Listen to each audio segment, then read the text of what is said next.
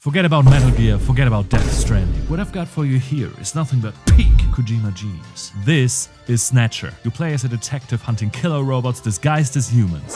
Oh no! You need to investigate, you need to fight, and you need to interrogate. What really happened here? Who was the cowboy who confronted Johnny and Larry that night? Was the old woman in on it too? Is it possible that a parrot could give a young girl the will to live? The game is hailed as one of the best of all time and considered the foundation for the famous Metal Gear series.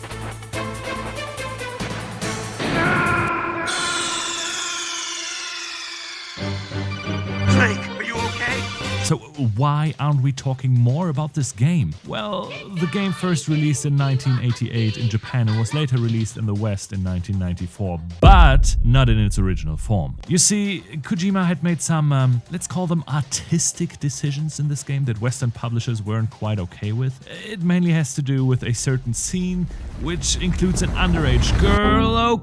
Okay, let's talk about this later. The game starts relatively harmless with a quote. This story is dedicated to all those cyberpunks who fight against injustice and corruption every day of their lives. In true 90s fashion, a narrator recollects the events that led to the beginning of the game. Some kinda super advanced robots were found in Siberia. No one knew where they're coming from, only that they were really fucking pissed and began attacking everyone. Unfortunately, these robots could disguise themselves as humans. So these robots began to take over identities of individuals for some unknown goal, and are now a huge threat for humanity. These mysterious invaders become known as Snatchers.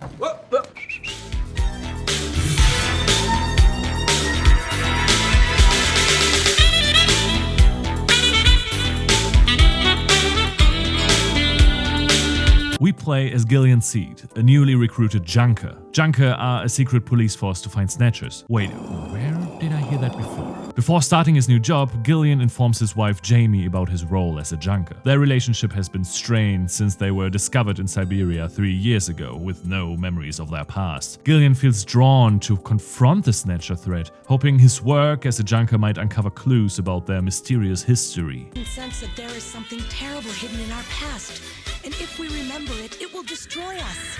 Jamie!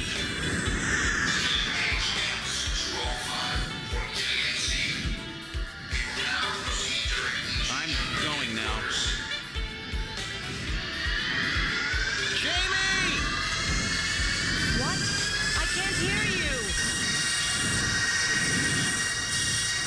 The aircraft drops us off at the Junker HQ, where we are greeted by a receptionist. She's a beautiful oriental woman. That's gotta be racist. There's no way. I'm Gillian Seed. I've been assigned to Junker headquarters effective today. Oh, you're Mr. Seed. Please forgive me. My name is Mika Slayton. I'm the administrative assistant and operator here at Junker headquarters. Very pleased to meet you. Here's how the game works. We have a selection of actions we can execute, like enter, look, or investigate. However, these actions vary depending on the situation. In a dialogue, we can also ask questions, and it's important to exhaust every action in a given situation because some actions unlock others. For example, when questioning witnesses or suspects, if they mention a name or provide crucial information, we can then question them further about the new information we just received. But sometimes it's not very obvious what will happen when you select an action. Like, if we just look at Mika, Gillian will start telling Mika how hot she is. And who's that? Oh, it's Mr. MVP! Simp! I'll open the main door and show you around headquarters. Mika brings us to the chief of the Junker HQ. Thanks for coming, Seed. I'm Benson Cunningham, the chief of Junker Operations. The chief welcomes us to the team, gives us our badge, and sends us off to meet the rest of the team and see the remaining parts of the HQ. The Junker headquarters consists of the chief's office, the detective's room, where our desk and locker are, the computer room, which houses the supercomputer, essentially a glorified Google search machine, the shooting range, where we can hone our skills, and the engineering room, where we meet the resident star engineer, Harry Benson. Great to meet you. You're Gillian Seed, right? Haven't we met somewhere before? No, I don't believe so. Harry seems to know us, but Gillian doesn't have a clue. Wait a minute, foreshadowing? What are you doing here? In any case, Harry provides us with crucial Junker gear, a gun, and a little robot companion called Navigator. All right, allow me to introduce the Navigator, which I designed especially for you. Pleased to meet you, Gillian. I am Metal Gear. Metal Gear? That's a pretty weird name. I took his basic design and his name from the Metal Gear. Damn!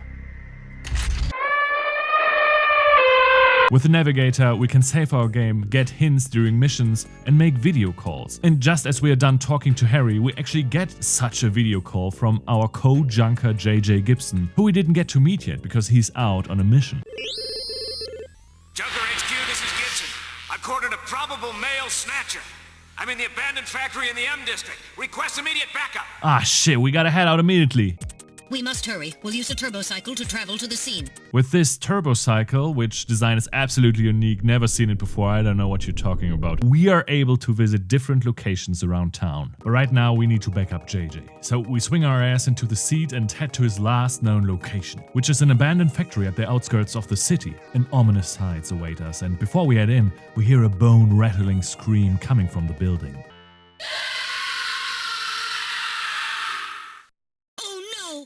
What was that? I know that might come as a surprise, but a blood-curdling scream from the building where our colleague just called for help is not a good sign for his well-being. The inside of the building is silent, empty, and our motion tracker shows no movement. Heading further in, we find a little broken robot on the floor. It's Gibson's navigator. It has been destroyed and we can't interact with it, but we can recover its memory. But we have to keep going. In the next room, we find a person leaning on a pillar in the distance. It's Gibson! Dear God. His head has been twisted off with inhuman strength, as our initial investigation shows. Metal Gear provides us with a field analysis of skin samples we found under Gibson's fingernails. Analysis complete. Chromosomal analysis of cells in the sample reveal 46XX. Subject is female. Must have been a head turner. Searching his body for clues, we find a piece of paper with the words "Search the house" written on it. But suddenly, I'm reading movement. in the distance, we can see a figure running away, but as we follow to apprehend the possible suspect, we can't find them anymore. What we do find, however, is a time bomb installed in Gibson's little robot.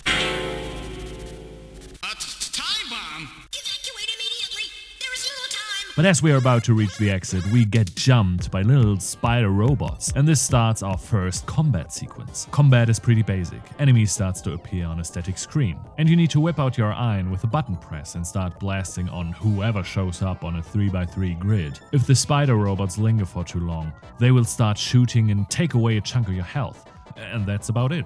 Pretty simple stuff. But it's very unforgiving at the same time. You need to be really quick in dispatching the insectors, as they are called, because they can easily overwhelm you in numbers. Unfortunately, the timing at which the enemies arrive is really tight. If you try to be precise, you will get zeroed pretty easily, especially in later battles. So spamming the shooting button as fast as possible and aiming in the general direction is the dominant strategy. Also, a tricky part for me was actually remembering to whip out the weapon, because I kinda expected the grid and reticle to show up on their own whenever a battle started.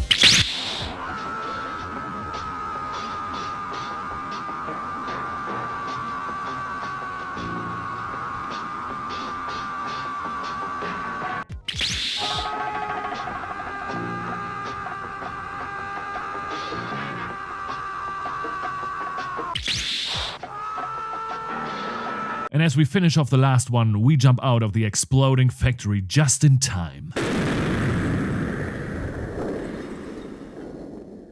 After we return to HQ, everyone feels down about Gibson's death. It's too bad about Gibson. He was a great junker. Seed, I need you to take over for him. You're the only one I've got left who can battle this Snatcher menace. Wait, what? Gillian is the only one left? I thought we were a whole-ass organization. But no, shape-shifting robots threaten to take over the world, and what do they send in response? Two guys. One of which has literally the memory of a 3-year-old, and the other one is dead. Checking Gibson's desk and locker, we find a floppy disk, and our next best lead is searching his apartment. We arrive at a luxuriously looking house with the lights turned on, so someone seems to be home. We knock at the door and Gibson's daughter answers, but doesn't want to open the door just yet. We could be a snatcher. Daddy Gibson raised no fool. So she asks us a question only a junker could know. How old is her father? Well, I don't know, but that's where the supercomputer at the HQ comes in handy. So we need to write back. In the computer room, we can ask the Jordan system by typing in a name or word, and it will spit out information. If we type in Gibson, Jordan will pull up his ID file and we can see that he is, or rather was, 55 years old. That's right. Now tell me the shape of my birthmark.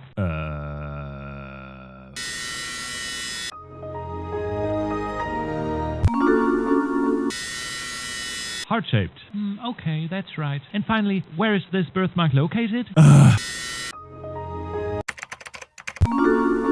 On your inner thigh. And finally, she opens the door. This is Katrina Gibson, daughter of our deceased junker colleague, and as we can see in her file, she's 18 years old in the newer version of the game. In the original version of the game, she is 14 years old, meaning underage. A minor, not 18 or 21 years old. No adult, Mr. Kojima! After we offer our condolences, we can have a look at Gibson's study, where we find a PC which happens to have a floppy disk drive which can read a floppy disk, whichever so happens to be in our possession. So what we have to do is pretty clear. We Skype with our ex-wife. The floppy disk contains Gibson's whole investigation progress that he, for some reason, recorded in a Spotify exclusive podcast. Snatcher investigation file.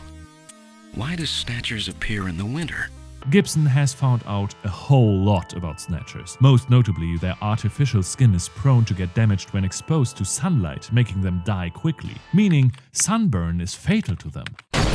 Because of that, Gibson proposes several methods to identify a Snatcher, one of which is the possession of sunscreen. But for now, we're done with this. We exchange numbers with Katrina, if anything comes up, and leave to pursue a new lead, which is talking to the informant from which Gibson learned all this stuff about the Snatchers. We can contact them by calling a number that we found on a brandy bottle in Harry's engineering room. To be honest, I found this new lead by accident, because I didn't know what to do next, and I stumbled upon this number just by checking out all the stuff that I could check out, and without anything better to do, I just called it. Who the hell are you? This informant wants to be called Napoleon. He doesn't want to talk biz on the phone, like they call it in the informant industry, but meet at a public place. So we make our way to the Alto Plaza. Alto Plaza is a crowded, neon-lit shopping street in the heart of the city. Billboards and advertisements flash in the background, and Christmas music plays. From the crowd, a shady individual approaches us. You Napoleon?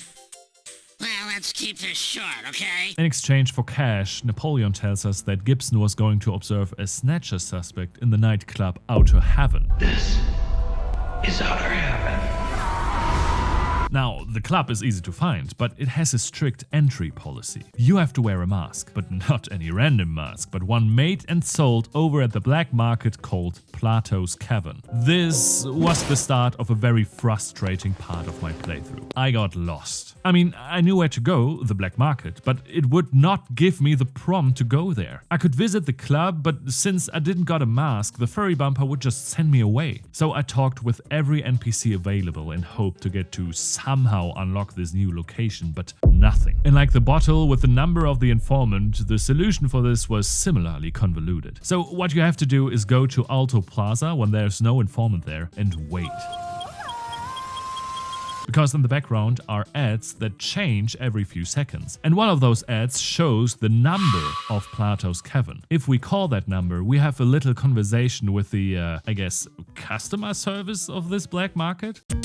Thank you for calling Plato's Cavern, the store with everything. They tell us the location of the place and we can finally select Plato's Cavern in our turbo bike. A funny little Easter egg is that the black market logo is actually the Konami logo, but tilted slightly. When we arrive, a rundown looking market greets us, as well as a sketchy looking cashier. We can buy a mask, but there are only 2 left. We can choose between a mummy or an Easter Island statue.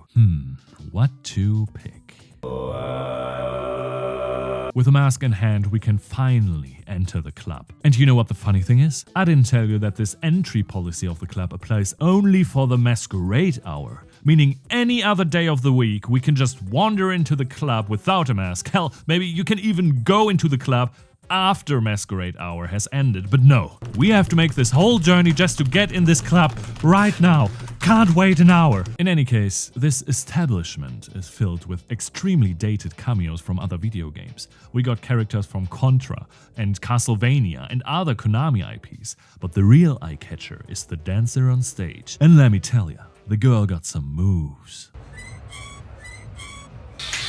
But in order to find out what happened with Gibson, we have to ask her a few questions. Hey, Isabella, over here. Hi there, boys. Oh my god. Gillian is absolutely starstruck, but starts questioning her regardless. Shaking knees, trembling voice, absolutely quivering before his queen. Have you ever had a dream that you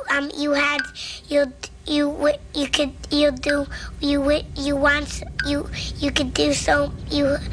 We show her a photo of Gibson and she remembers him being here and tailing a guy. She remembers the suspect to be a regular of the club and she can even give us a description of the man. And you know why she can give us a description? Because it wasn't masquerade hour. Like 99% of all fucking opening hours of this goddamn club. With her description we can go back to the HQ and Photoshop a montage with Jordan. Let's see. Face shape, bony. Eyes, threatening. Nose, pointy. And done. Yeah. Looks like a bad guy, alright? Jordan comes up with two suspects. Ivan Rodriguez and Rutger Hauer, who played the bad replica. Snatcher in Blade Runner.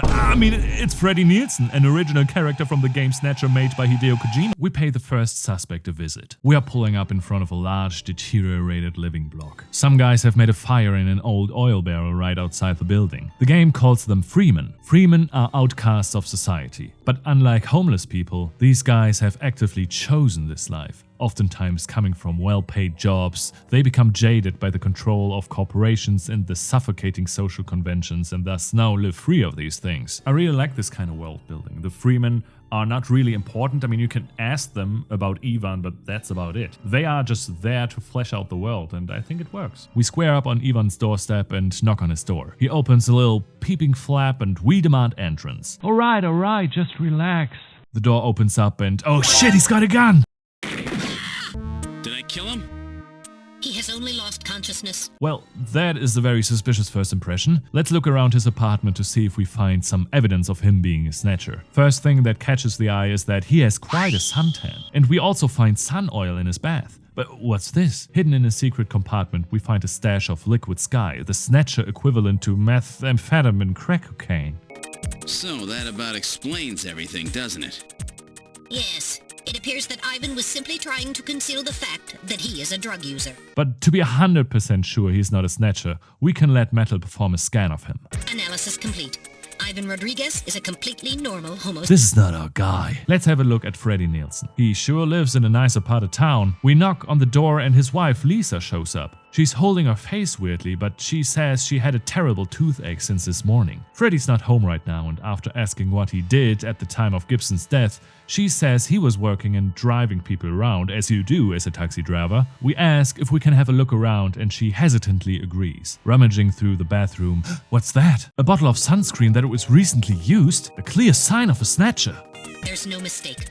Freddy Nielsen is a snatcher. So, you figured it out, huh? Know all about us, do you, junker? Lisa is a snatcher as well. That wound. Jean did that to her. Die, junker! But with a few well-aimed shots at her head, we can take her out. After the fight, Lisa's artificial corpse lies there. Face exploded and metal parts now clearly visible. Not a very arousing scene to look at in the censored version of the game. But in the original version, things are a little bit different. Kojima was like, how can I make this scene with the mangled corpse a little bit more spicy? Oh, I know. Let me just whoop. Bravo, Mr. Kojima. Bravo. What a fantastic addition to the game. With one less snatcher on this world, we switch off the lights and step out onto the street after a job well done when... What the? A light just came on. Perhaps Freddy has returned. So we go back in and investigate the sitch. We look around, but nothing. Checking out the bathroom once more, we notice that the bath water is missing. I read motion. This room. Damn. Where is he? Gillian, behind you. Freddy catches us off guard and chokes us with one arm wrapped around our neck. We can use the reflection of the mirror to try to shoot him, but his head is just out of reach. It doesn't look good for us. That was close. You're lucky I was here to save your skin. Who are you? Me? Random Hajil, bounty hunter. Random Hajil is a cocky bounty hunter that hunts snatchers for a living, and I love him so much. He drives a fucking mono wheel and he's an all-around certified badass. And he not only saves our life, but also provides us with the information that there is a covert hospital where every snatcher gets treated for their sunburn-induced skin cancer. So if we find that, we can uproot this whole infestation of shape-shifting robots. And with that mic drop, he leaves. I owe you one, Random. Yeah, I'll get it out of you later. See ya, Junker boy. He's so cool. We're heading back to the Junker HQ.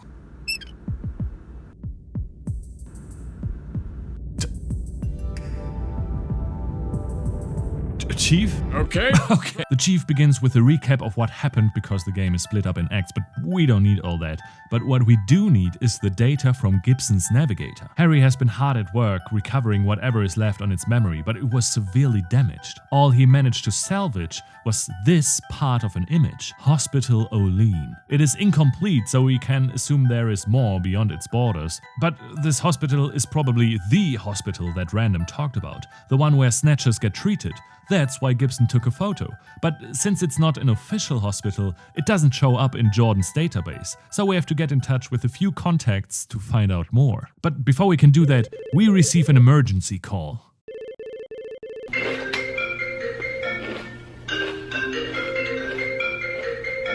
Gillian, it's the emergency line from HQ.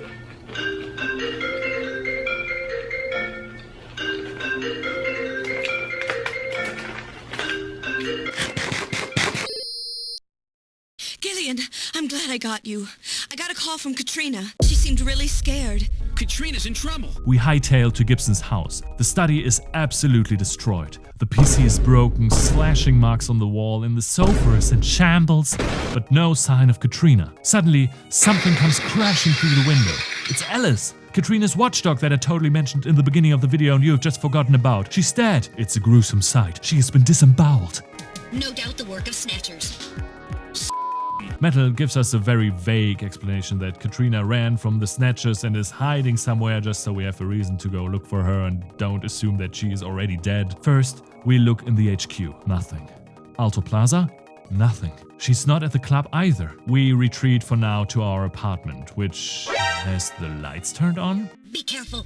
A snatcher may be in your apartment. Investigating the scene reveals noises from the bathroom. More specifically, someone is using the device specifically designed to douse the human body with water to ensure hygienic cleanliness, also known as the shower. All right, now opening the blinds. Whoa! You pervert! Get out of here! You see, here is the real genius of the artiste. Hideo, if she wears clothes, she can breathe Kojima. By implementing this comedic yet sexually charged situation, the game director wants his audience, which predominantly consists of dirty, smelly gamers, to have an emotional bond to the video game character, Katrina Gibson. By teasing the audience with tasteful nudity, the game director, Hideo, putting traumatized models in exosuits to let them dance in photo mode, Kojima wants to evoke the feeling of desire, and thus a feeling of loss when something happens to this video game character. It is a real shame that the artistic vision of this mastermind was brutally butchered by a narrow-minded publisher when the original cutscene was censored by not showing the naked body of a minor. And sadly, all that remains is the weirdly specific, defined and detailed contours of the chest of this underage girl. What a shame. You don't want to be like this. This is disgusting. This is awful in every way. Still wrapped in a towel, she tells us that she found a list of hospitals hidden in her living room. She hands it over and we immediately start to look for the Olean Hospital. The list is very long, over 3,000 entries, and to find it, we have to input the correct words or the search result of Metal will come up with nothing. This starts basically a puzzle where you have to solve the riddle what the hospital is actually called. After some failed attempts, you feel really dumb. Because first, Metal and Katrina give you hints like, remember remember the photo of Gibson's robot or think about Olene differently. But eventually they will straight up show you the photo and you still don't get it, and then they will give you even more hints like there could be more letters after the N. And then you type in Olene's, but it's still wrong, and then they will show you even more hints like the neon sign with the burned out letters. And you know what, guys? Instead of treating me like a fucking first grader who just learned to calculate single-digit equations, how about you fix this god-awful search engine of yours? Because if I have to type in the exact word to find anything, what good is it doing for me? And you put on some fucking clothes and oh, it's Queens. The neon sign is missing some light tubes. It's Queens. Okay, Hideo, I need a guy shitting himself in every game, Kojima. Don't fucking rub it under my nose with a fucking chess piece that you gave me at the beginning of the game. You don't have to give me that condescending reminder that the clues were there all along. In any case, we now know the location of the possible Snatcher hospital. Jumping into the seat of our turbo cycle, we get a call from Jamie. Gillian, it's me, Jamie. Listen carefully. You know that Queens hospital? I found out that they undertook a major expansion project in 2035 to put in a basement. That's right, they have a basement. We punch in the destination and the vehicle starts to accelerate. In fact, it doesn't stop to accelerate. Just where do you think you're going? This is most unusual. The turbo cycle seems to be out of control. Metal informs us that there is a sharp turn coming up in just a bit, and if we don't slow down, we will crash and die. We try everything to stop this car, but it's not responding anymore. And after exhausting every action possible, there's only one thing left to do. Give up. Gillian, over here! Random! Gillian, you gotta jump over to my bike! Hurry! We throw Metal Gear over to Random, but the turn is coming up too quick. Gillian doesn't have time to jump out anymore.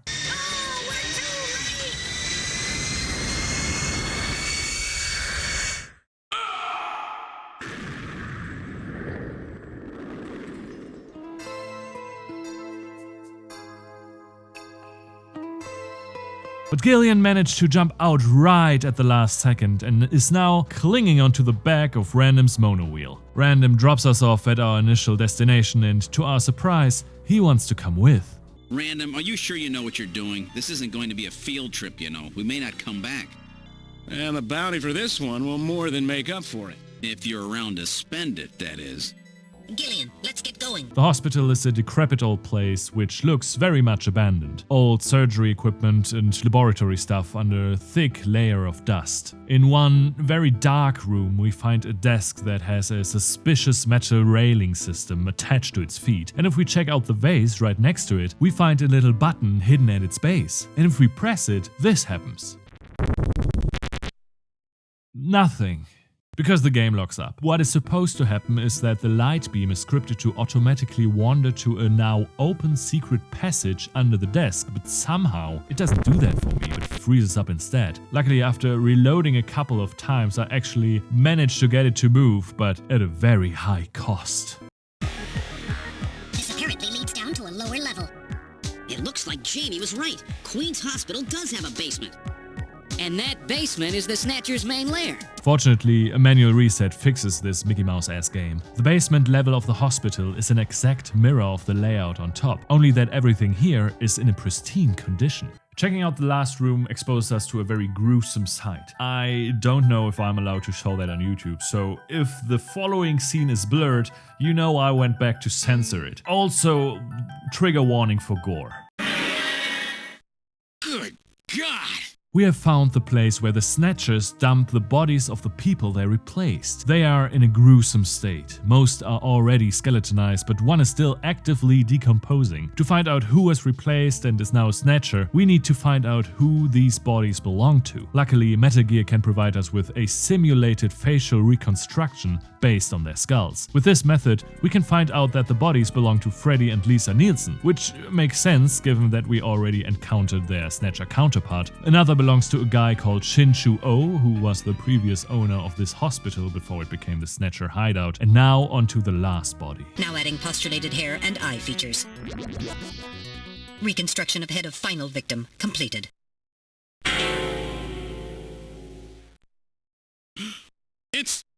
It's the chief! What? Damn, Harry and Mika are in danger. We have to get back to the Junker HQ as fast as possible. Before we can do that, the Snatchers show up, led by a Shin-Shu-O Snatcher. They incapacitate our heroes who are now helplessly lying in front of the robots. Fortunately, these villains are from the 90s, so they feel confident enough to lay bare what they are planning, so that our heroes may stop them in the end. Apparently the Chief, or rather the Chief Snatcher, is planning to give a speech in front of all world leaders who conveniently come together for a summit in the city. The Snatchers want to use this opportunity to get a hold of their identities and replace them without anyone knowing. Well, I mean, we know this now, but I guess we're going to die here. Unless someone has an idea on how to escape. Gillian, at this rate they'll kill us all. You've got to get out alive. You're a junker. Just what have you have in mind? I've got a big fireworks show ready for them. Better that than get snatched. What? You're gonna blow yourself up? No, we're better off fighting together. Hey, it won't work. I'm hitting the thigh. Ow. Ooh. Can you guys perhaps be a little bit more discreet in front of the bad guys? Run, Gillian! Gillian crawls into the vents behind them just as Random's explosives ignite. With one last trick up his sleeve, he once again saved our ass. Rest in power, Random Ajay. Crawling through the vents, we eventually come out in an abandoned subway tunnel under the city. Following this tunnel, we find a ladder which leads directly to... It's Freddie Nielsen's bathroom. That's how the Snatchers can move unseen, and most importantly for them, that's how they can stay away from the sun. But enough of that, we need to warn Mika and Harry. But the problem is that our means of getting around kind of evaporated earlier, so we need to rely on other methods. Taxi. We would like to go to Junker HQ, please. I'm afraid not. You're going somewhere else. You want to know where that is? Where? Straight to hell. It's Shin-Shu-O!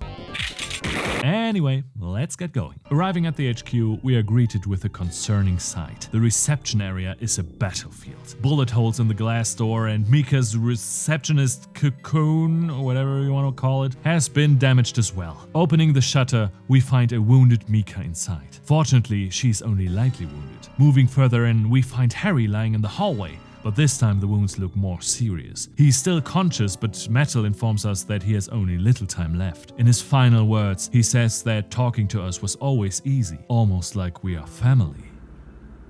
But then he dies in our arms. Harry! Harry! Pulse 0. Pupils are dilated. Cunningham! No! Snatcher! I'll get you for this! The chief's office is empty, but there is something red on the desk. It's blood!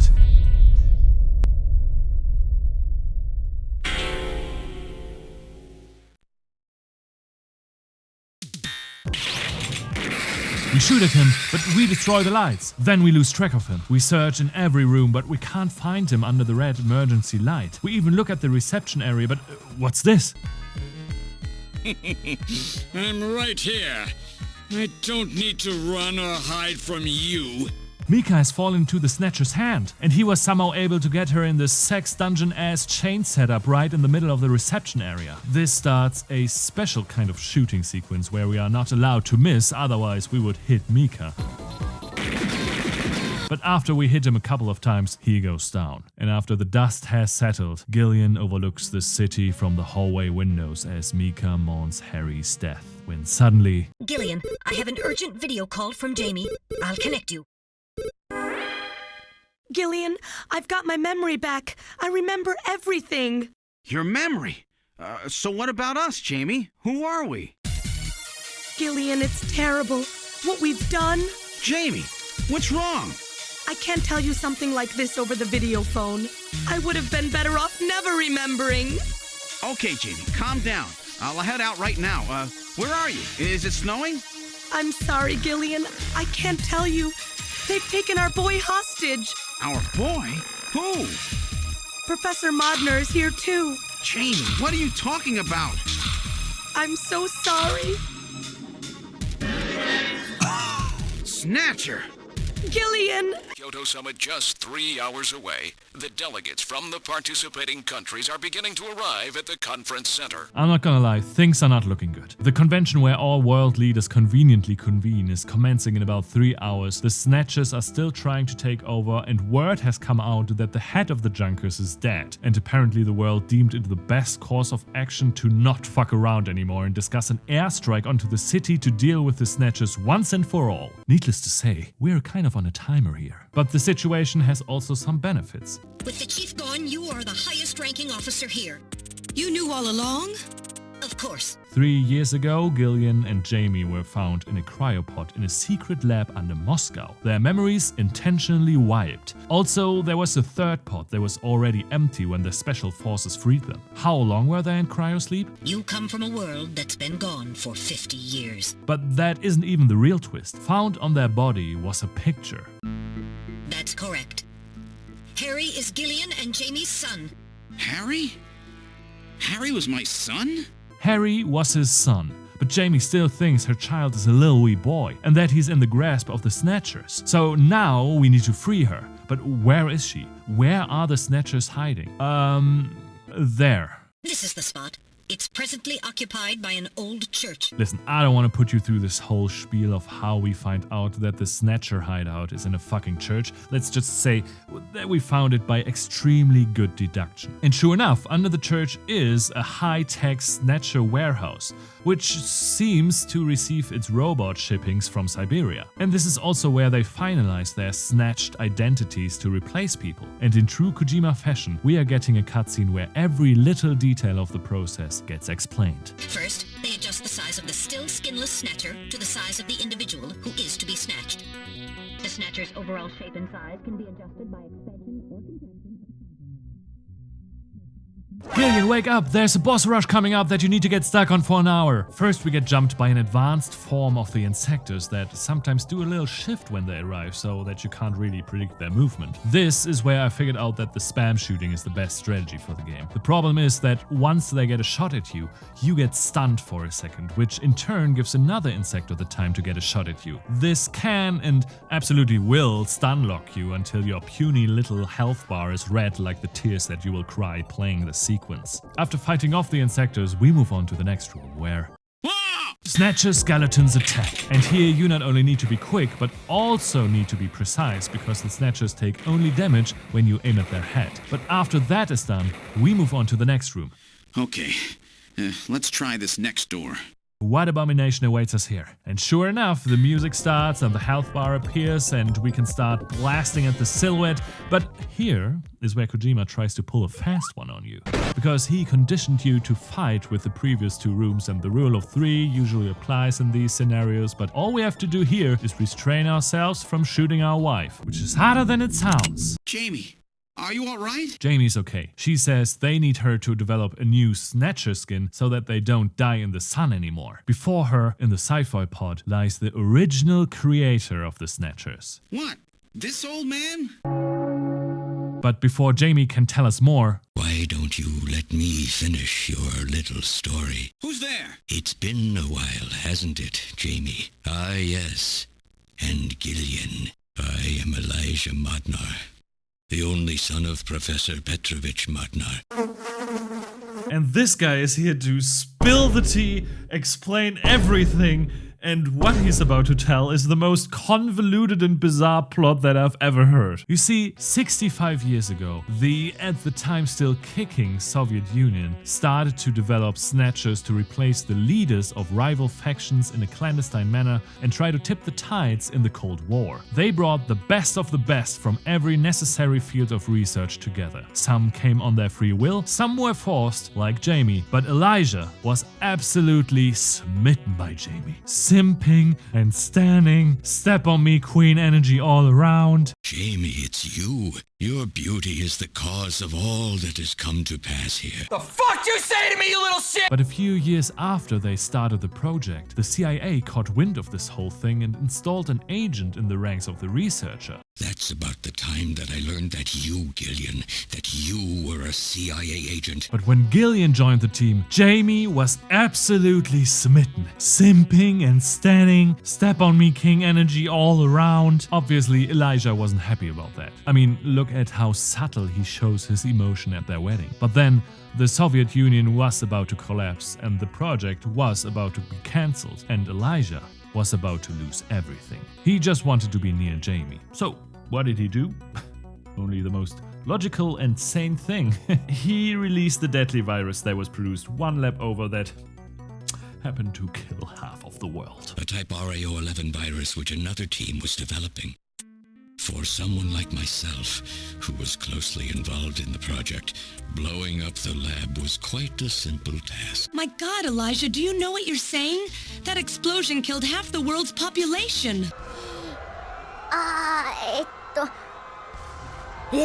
And all that just to force them into cryosleep so that they can wait for a cure. But you see, here comes the genius in this very easy to understand plot. Elijah set his cryosleep alarm earlier so he could wake Jamie and leave Gillian frozen forever. But he decided otherwise because he came to the conclusion that there would be a few questions if Jamie wakes up but Gillian doesn't. Besides, I could never have convinced her to work with me on the project anyway. I knew the time was not yet right, so I changed the timers of your pods to permanent on.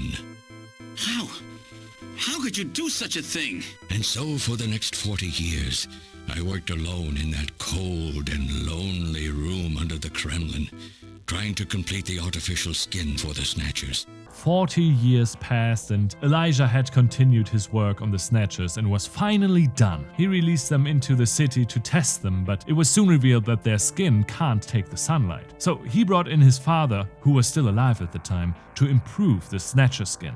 So that's why you decided to bring Professor Modnar here, right? That's correct. And now you may wonder, what are his motives? Just what are you trying to accomplish, Elijah? You must know you can never get Jamie back. Humans are such weak creatures. No matter how much they trust one another, the tiniest speck of suspicion can destroy it all. If human society ever hopes to reach greater heights, what is needed is an absolute leader. A firm ruler who isn't affected by these trivial episodes of mistrust. You're crazy if you think people would ever obey Snatchers. Of course they wouldn't. But if they don't know, they cannot object.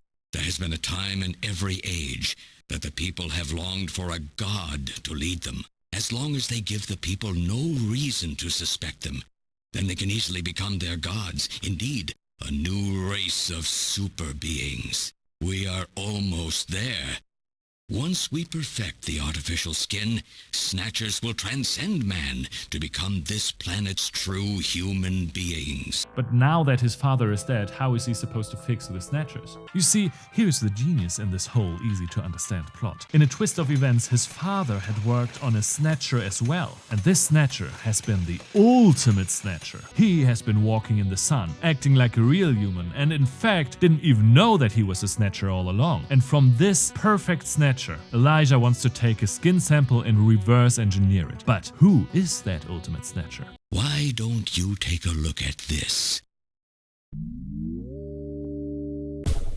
We found this in the rubble of Queen's Hospital. Random! He's a Snatcher? Elijah's father has programmed this Snatcher to hunt other Snatchers. That's why he helped us and worked as a bounty hunter. Haven't you yet realized? Random Hajil is Elijah Modnar spelled backwards. Bravo, bravo. Once again, Mr. Kojima has blessed us with his genius. But then the story runs a little bit into a problem, besides the convolutedness. You see, now that the villain laid bare what plans they have and how they are planning to take over the world, there is not really an immediate threat to our heroes, and Elijah is the only one that can and wants to improve the Snatchers. What stops us from, you know... have free control over the world. Nothing will be able to stop me. I'm afraid that won't be possible. Metal! In 10 minutes, this church will be struck by a phased particle beam. Whoa, hey. The beam cannot miss. Everything in a 2 to 3 kilometer radius from me will be destroyed. Of course, Elijah doesn't want that to happen and commands his snatchers to throw Metal out of the church since he acts as the guiding beacon for the laser. But just as the robots gang up on him... You always were a real pain in the butt. What's that? What? How did... You're supposed to be deactivated. I don't go down that easy, old man. God, he's so cool. He threatens to kill the mad scientists if the Snatchers touch Metal Gear. Also, he has decided to go down with the ship, holding Elijah down until the particle beam strikes. So before Gillian and Jamie make their escape, they share their last goodbyes. Again. Gillian, even if these memories in my head are fiction... Yeah, I know what you mean. Our memories of our time together are all too real, Random.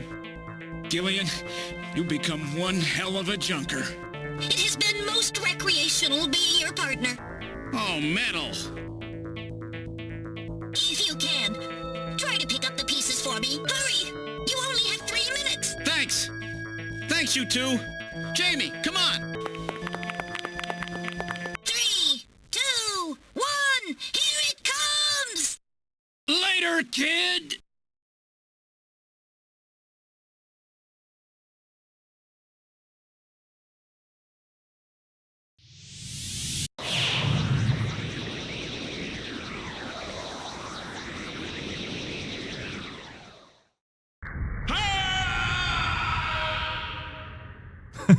Fucking scream. A few days later, we see a busy military airport. Gillian and Jamie talk to each other. So you're really going, aren't you? Gillian wants to go to Moscow to deal with the remaining Snatchers once and for all. Also, he wants his memory back. Jamie, when I get back, let's try living together again.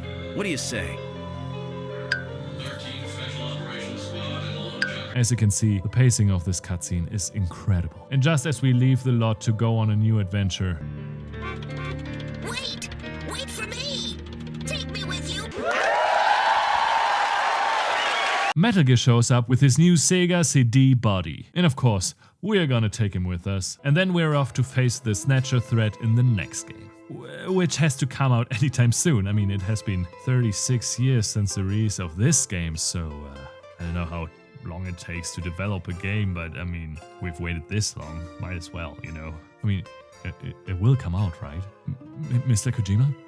Hideo-san? Please. By reaching the end of this video, you are now contractually obliged to subscribe.